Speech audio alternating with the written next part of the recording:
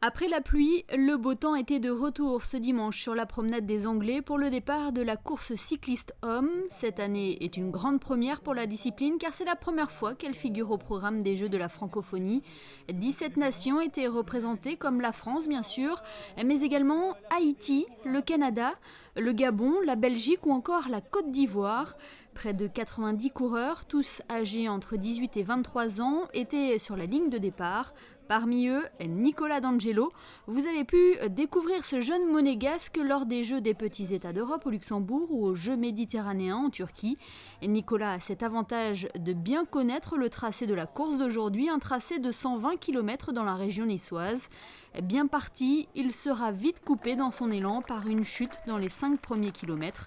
Malheureusement, il n'arrivera pas à rattraper son retard. Il termine 29e de cette course en 3h24 minutes et il n'a pas caché sa déception à son arrivée. J'ai pas pu faire la course.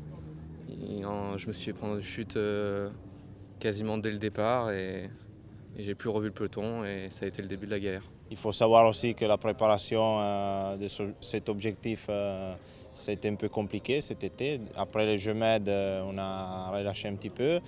Au mois d'août, il était bien revenu, mais il est tombé malade. Après, la semaine dernière, il y a eu une chute. Donc, on n'était pas vraiment au top de la forme pour aujourd'hui. Donc, on a essayé de faire le maximum. On va mettre un peu le vélo off pendant quelques semaines pour mieux repartir l'année prochaine. Les Français domineront cette course du début à la fin. Les 6 tricolores engagés occupent d'ailleurs les 6 premières places du classement. Le vainqueur de cette course s'appelle Pierre-Roger Latour. Il est suivi par Mathieu Le Lavandier et Anthony Maldonado.